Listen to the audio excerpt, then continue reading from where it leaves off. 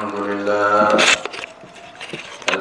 لله على دين الخليل جاء به سيدنا محمد أشهد أن لا إله إلا الله وحده لا شريك له وأشهد أن محمدا عبده ورسوله اللهم صل وسلم وبارك وعظم وكرم على سيدنا وحبيبنا وشفينا ونبينا محمد نور الأنوار وصير الأسرار وتلياق الأجر ومفتاح الباب اليسار سيدنا محمد المهدر وعلى أصحاب الأخيار آدد النور وإفضاله أما بعد فيا أيها الناس أوصيكم وإياي بتقوى الله وطاعته لعلكم تفلحون.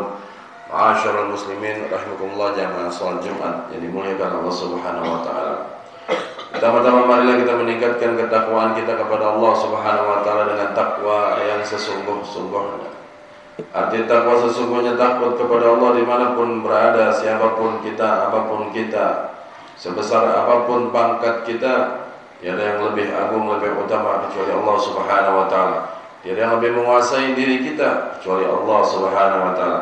Tiada yang menentukan nasib dan takdir kita, syarr al khair, baik ataupun buruk, kecuali Allah Subhanahu wa taala. Maka dari itu wajib bagi kita bertakwa atau meningkatkan ketakwaan kita kepada Allah Subhanahu wa taala. Ciri-ciri orang-orang yang beriman takwa kepada Allah yaitu bersyukur atas nikmat Allah yang Allah berikan kepada kita. Nikmat terbesar yang tidak bisa dipungkiri yang Allah berikan kepada kita, dijadikan kita menjadi umat Nabi kita Muhammad sallallahu alaihi wasallam. Maka dari itu Nabi Muhammad adalah nikmat terbesar bagi kita. Pantaslah bagi kita salawat dan salam kita tujukan kepada manusia mulia. Apapun yang disandingkan menjadi mulia, apapun yang dikenakan menjadi mulia, apapun yang dilaluinya menjadi mulia. Terlebih-lebih Allah jadikan kita nikmat terbesar, berkas cahaya daripada nikmat terbesar Nabi Muhammad. Allah jadikan kita kuntum khairu ummah. Kita menjadi umat sebaik-baiknya umat, lebih baik daripada umat-umat terdahulu. Ma'asyiral muslimin rahimakumullah, kita sudah berada di awal masuknya bulan Sya'ban. Inna Rajab syahrullah wa Sya'ban syahri wa Ramadan syahrul ummati. Bulan Rajab kemarin sudah berlalu, bulannya Allah Subhanahu wa taala. Kata Nabi Muhammad, bulan Rajab adalah bulannya Allah. Kemarin mestinya kita membanyak istighfar, membaca istighfar sebanyak-banyaknya, mohon ampun maghfirah kepada Allah Subhanahu wa taala. Sekarang ini kita berada di bulannya Nabi Muhammad sallallahu alaihi wasallam, yaitu bulan Sya'ban. Maka di bulan ini, di awal-awal daripada bulan ini, bersegeralah kita banyak-banyak baca salawat kepada Nabi Muhammad sallallahu alaihi wasallam. Kenapa saudara? Dalam satu hadis yang mulia sabda Nabi Muhammad sallallahu alaihi wasallam dalam satu hadis sahihnya, tanda-tanda ayatul mautil, tanda-tanda mati, husnul khatimah, daripada mati dalam keadaan yang baik, akthiru minas salati wassalamu alaihi, perbanyak salawat dan salam kepada Nabi Muhammad sallallahu alaihi wasallam. Karena itu terbanyak daripada umat Nabi, yang terbanyak orang mati dalam keadaan husnul khatimah. Nah, kata Nabi diawali dengan ciri-ciri atau tanda-tanda ayatul maut, ciri-ciri mati di husnul khatimah, mati dalam keadaan yang husnul khatimah, pungkasan yang baik. Terbanyak adalah orang-orang yang membaca salawat kepada Nabi Muhammad SAW. Maka di bulan ini banyaklah kita membaca salawat. Di samping insyaallah Allah berikan kita mati dalam keadaan husnul khatimah, maka Allah jadikan kita fi ibadikas shalihin. Allah jadikan kita orang-orang yang saleh, orang-orang yang baik, orang-orang yang mustaqim, orang-orang yang lurus di jalan Allah Subhanahu wa taala. Ma'asyiral muslimin rahimakumullah. Bulan Rajab memang sudah berlalu, tapi ada peristiwa istimewa. Umat Islam juga merayakan, yaitu peringatan Isra dan Mi'raj. Ini peringatan istimewa kedua setelah Maulid Nabi Muhammad SAW. Dan ini nikmat terbesar kedua setelah menjadi umat Nabi, kelahiran Nabi Muhammad SAW. Kenapa saudara? Pantas kalau Allah katakan kita umat istimewa. Ketimbang umat-umat terdahulu, ternyata kita baca literatur sejarah, tidak ada satu umat Nabi pun yang diundang oleh Allah Subhanahu wa taala. Tidak ada satu nabi pun yang diundang oleh Allah Subhanahu wa taala untuk berjumpa kepada Allah Subhanahu wa taala. Allah terangkan dalam surat Al-Isra ayat pertama. A'udzubillahi minasyaitonir rajim. Bismillahirrahmanirrahim. Subhanalladzi asra bi 'abdihi lailan minal masjidil haram ila masjidil aqsa ila akhir ayat. Kata-kata pertama Allah tulis subhana. Maha suci. Kenapa harus ditulis maha suci? Kenapa enggak tulis maha besar? Kenapa enggak tulis maha pengasih, maha penyayang? Kenapa enggak ditulis maha kaya, maha berkuasa? Karena kata-kata subhana ini dalam kitab tafsir diterangkan cukup satu dengan subhana mewakili seluruh. Allah maha besar, Allah maha berkuasa, Allah maha berkehendak, Allah maha berkemauan, Allah maha kaya, Allah maha sombong, Allah maha kuat, ya, Allah maha menentukan, Allah maha berkemauan. Tidak ada satupun yang bisa melawan kemauan Allah Subhanahu wa taala. Maka itu kalau sudah pakai kata maha suci berarti menandakan yang berbicara ini adalah Allah Subhanahu wa taala, Tuhan yang satu yang wajib kita sembah. Dan sudah kalau pakai kata subhana berarti Allah maha berbuat. Alladzi asraq, Allah memperjalankan hambanya di tengah malam. Ini cerita yang paling istimewa. Kalau kaum muslimin menyadari lewat satu ayat ini, maka insya Allah tidak akan pernah meninggalkan sholat. Allah maha berkehendak, Allah memperjalankan seorang hambanya di tengah malam. Riwayat ini perjumpaan Nabi Muhammad kepada Allah Subhanahu wa taala. Dahulu ada Nabi Musa berjumpa kepada Allah, tapi itu tidak diundang. Nabi Musa itu mohon kepada Allah untuk bertemu Allah karena rindunya pengen berjumpa kepada Allah. Pertama, Nabi Musa tidak diundang, Nabi Muhammad diundang. Yang kedua, Nabi Musa jalan sendiri menuju Bukit Tursina. Kalau Nabi Muhammad 500 tahun sebelum Nabi Muhammad lahir, kendaraannya sudah disiapkan oleh Allah Subhanahu wa taala, yaitu buraq. 500 tahun. Kalau Nabi Musa tidak dikawal oleh malaikat, tapi kalau Nabi Muhammad dikawal oleh malaikat Jibril, malaikat yang paling besar, diserahkan tanggung jawabnya kepada malaikat Jibril untuk keselamatan Nabi Muhammad SAW. Kalau Nabi Musa dari rumah menuju langsung Bukit Tursina, kalau Nabi Muhammad minal masjidil haram ila masjidil aqsa. Perjalanan yang sangat istimewa dari Masjidil Haram ke Masjidil Aqsa. Alladzi barakna haulahu linuriyahu. Seluruh yang dilewati oleh Nabi Muhammad sallallahu alaihi wasallam, Allah berikan kemewahan Nabi Muhammad sallallahu alaihi wasallam ketimbang keistimewaan Nabi Musa. Tapi memang inilah faktanya bahwa Nabi Muhammad sallallahu alaihi wasallam akhirul anbiya wa sultanul anbiya. Nabi Muhammad memang nabi terakhir, tapi Nabi Muhammad sallallahu alaihi wasallam adalah raja daripada rajanya para nabi, saudara-saudara. Bahkan Nabi Musa mempunyai kemuliaan sendiri karena sebab min nuri Muhammad, karena ada cahaya Nabi Muhammad SAW. Kalau Nabi Musa sampai di Bukit Tursina dilarang naik oleh Allah Subhanahu wa taala, diperintahkan untuk melepaskan sendalnya. Kalau Nabi Muhammad bajunya, sorbannya, sendalnya naik sampai ke atas, sampai ke Sidratul Muntaha. Kalau Nabi Musa ketika berjumpa melihat awal cahaya terangnya cahayanya Allah Subhanahu wa taala lalu pingsan, mental dan pingsan, Nabi Musa tidak sanggup. Tapi kalau Nabi Muhammad SAW ketika di ujung perbatasan bersama dengan malaikat Jibril, kata malaikat Jibril, ya Khalili, wahai kekasihku Sayyidina Muhammad, wahai Rasulullah, engkau lanjut perjalananmu jumpa kepada Allah Subhanahu wa taala. Aku cukup sampai di sini. Lalu kata Nabi Muhammad, kita berangkat dari dunia bersama-sama, maka berhadap kepada Allah bersama-sama. Ma yaqulu ila Jibril, lalu apa yang dikatakan oleh malaikat Jibril? Ya Rasulullah, wahai Rasulullah, sesungguhnya kalau aku teruskan perjalanan ini, aku hancur. Aku akan hancur terbakar. Tidak sanggup tubuhku melawan kekuatan Allah Subhanahu. Hanya satu engkau yang sanggup, yang Allah berikan keistimewaan. Jelas pada riwayat ini bahwa Nabi Muhammad lebih mulia daripada malaikat Jibril, saudara. Karena Jibril tercipta dari min nuri Muhammad.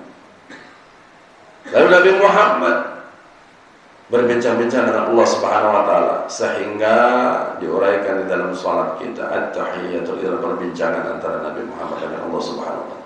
Singkat cerita, saudara, kalau Nabi Muhammad diundang berjumpa kepada Allah, Allah tidak lupakan umatnya. Allah undang kita semua, saudara-saudara. Khusus undangan. Tidak ada umat yang lain diundang oleh Allah Subhanahu wa taala. Kalian diundang oleh Allah langsung. untuk berjumpa Allah. Demi Allah, apabila tidak ada terjadi peringatan Isra dan Mi'raj, Nabi tidak berjumpa dengan Allah. Hanya wahyu seperti hukum-hukum yang lain, hanya wahyu seperti ibadah-ibadah yang lain. Demi Allah, pasti banyak umat Nabi yang meninggalkan salat, saudara-saudara. Ini nabinya diundang. Hasil dari undangan Allah Subhanahu wa taala kepada Nabi Muhammad, disampaikan, wahai Nabi, kalau bahasa kita sehari-hari, saudara, wahai kekasihku, sampaikan undanganku kepada umatmu, jumpai aku sehari 5 kali. Allah memanggil, saudara. Coba introspeksi diri kita, kalau ada pejabat yang manggil kita, tak buru-buru, walaupun hujan besar seperti tadi, dari malam kita hujan, tetap kita usahakan. Nggak punya mobil, kita panggil Grab. Nggak ada baju, kita pinjam untuk berjumpa seorang pejabat. Ini lebih dari segalanya. Dunia dia yang punya, surga dia yang punya, diri kita yang dia yang punya, ruh dia kita yang punya. Apapun yang ada dalam diri kita, dialah yang takdir. Allahu Jalla Jalaluhu. Ini hebatnya umat Nabi Muhammad, diundang Allah Subhanahu wa taala. Kalau Nabi Muhammad 2 kali dibelah dadanya untuk menjumpai Allah yang sudah bersih, ditambahkan bersihnya karena diberikan power, kekuatan menghadap perjalanan yang jauh, lalu umat Nabi Muhammad Allah tidak lupakan. Sebelum kita menghadap Allah Subhanahu wa taala, Allah sucikan kita. Allah perintahkan kita berwudu, disuruhlah kita berwudu. Artinya Nabi disucikan, lalu umatnya pun menghadap Allah disucikan.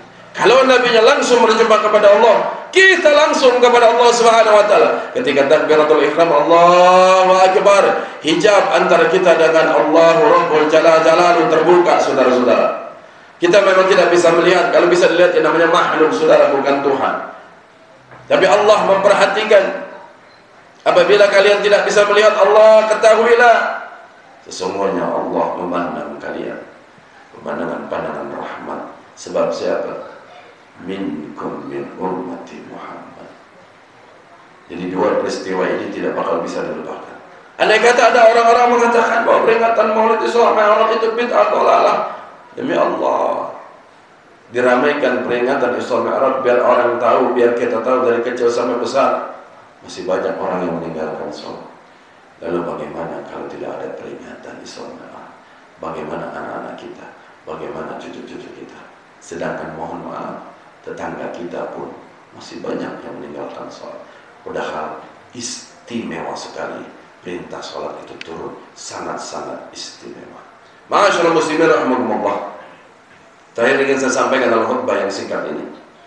Apabila satu negeri sudah banyak meninggalkan daripada perintah Allah, amar ma'ruf ditinggalkan, lalu kemungkaran terus dikerjakan, maka yang akan datang kepada kita 15 abad yang lalu Nabi katakan, sayati ala nasi zamanuhum mujannin wa la yadruna annahum mujannin.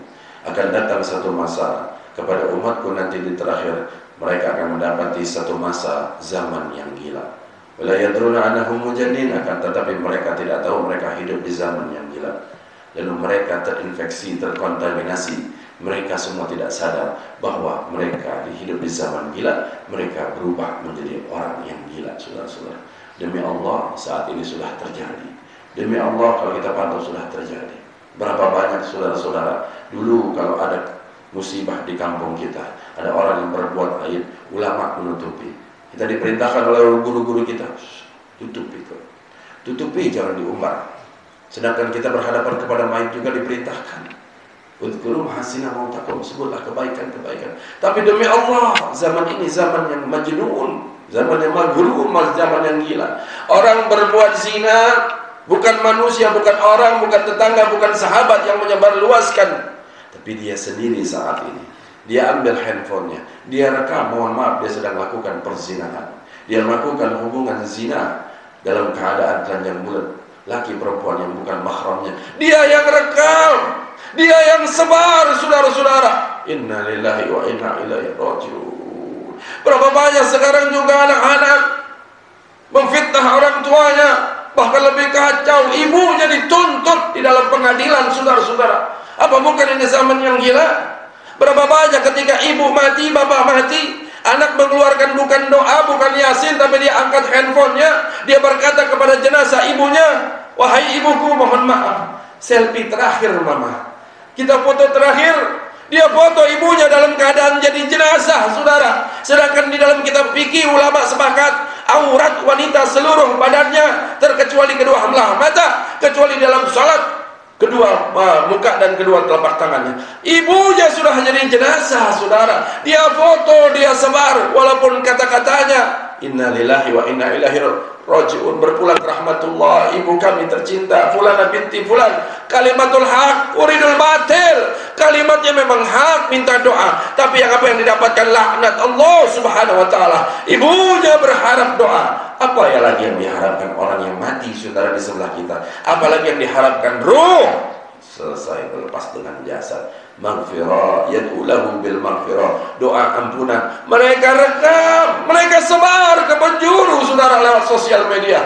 Laknat terkutuk yang ibunya dapatkan. Bukan raudhah, bukan kuburan yang isinya taman-taman surga, tapi hufrah, daripada lubang min hufran nirah. Ibunya dia jadikan lubang-lubang api neraka, ayahnya dia jadikan lubang-lubang api neraka. Berapa banyak saat ini orang-orang yang kurang ngajar kepada Nabi Muhammad SAW, menyamakan dirinya kepada Nabi Muhammad, dia samakan manusia biasa dengan manusia istimewa. Berapa banyak orang-orang juga yang kurang ngajar, kadang-kadang terpleset, tidak hanya disengaja atau tidak sengaja, kata-katanya menyebabkan kufur kepada Allah Subhanahu wa ta'ala. Bahkan menyamakan Allah punya tempat, Allah punya tangan. Na'udzubillah. Kalau sudah begini, saudara-saudara, terakhir apa yang didapatkan? Sayati ala nasi ala ummati zamanun mujannin. Yang kedua, sayati ala nasi ulamahum kal kilab. Kalau udah begini, saudara, yang didapatkan, maka Allah utus ulama-ulama yang datang sifatnya seperti anjing, saudara, menyalak-nyalak, tergantung orang-orang yang mau bayar mereka lebih mahal. Mereka pamer kendaraan, mereka pamer harta, saudara-saudara. Berapa banyak di sosial media, saudara, ulama kira tukang baca Quran, qari internasional, di muka umum dia tenteng istrinya, saudara-saudara. Ketika baca Quran di hadapan ribuan umat, dia taruh istrinya yang wajahnya haram dilihat oleh umat, dilihat oleh laki-laki, dia taruh di atas. Qurannya akan melaknat, saudara-saudara. Ulama'uhum kal kilab. Ulama-ulama yang datang pada zaman itu seperti anjing-anjing yang menyalak. Wa umara'uhum, kalau ulamanya sifatnya seperti anjing, saudara, apa kata Nabi Muhammad? Wa umara'uhum, pemerintah mereka sifatnya seperti babi, saudara. Babi itu binatang kotor, saudara. Kotorannya dimakan, nanahnya dimakan, sampah dimakan, busuk dimakan. Mohon maaf, apabila babi itu sedang naik seksnya, jangankan orang lain, jangankan babi yang lain, ibunya sendiri dimakan, anaknya sendiri dimakan. Bahkan sifat LGBT juga ada pada babi, saudara-saudara. Na'udzubillah, ini semua terjadi. Kotor, saudara. Sekarang apa yang dipedulikan oleh pemerintah? Nggak ada. Ulama-ulama mana? Kadang-kadang yang ikhlas kita lupakan, saudara. Tapi kalau sudah dua ini, saudara-saudara, wa agniya'uhum kal af'a, maka datanglah orang-orang kaya mereka, sifatnya seperti ular. Sekarang sudah terjadi. Sekarang sudah terjadi. Inilah hadis Nabi Muhammad SAW lewat sikap Jumat yang singkat ini di bulan Sa'ban ini. Kita banyak-banyak salawat kepada Nabi Muhammad, minta pertolongan kepada Allah dengan keberkahan Nabi Muhammad. Allah kuatkan iman dan takwa kita, anak dan istri kita, saudara-saudara. Jangan sampai mereka menjadikan bara api nanti kita. Bukan orang lain, bukan diri kita akan kebanyakan maksiat, tapi nanti suatu saat bisa kita dijebloskan ke dalam api neraka oleh anak istri kita. A'udzubillahi minasyaitonir rajim. Bismillahirrahmanirrahim. Qul huwallahu ahad, Allahu samad, lam yalid wa lam yulad wa lam yakul lahu kufuwan ahad. Barakallahu li wa lakum fil Qur'anil karim wa nafa'ani wa iyyakum bima ayati wa zikril hakim. Wa qul qawli hadza wa astaghfirullaha al-'azim li wa lakum wa li sa'iril muslimina wal muslimat wal mu'minina wal mu'minat innahu wal ghafurur rahim.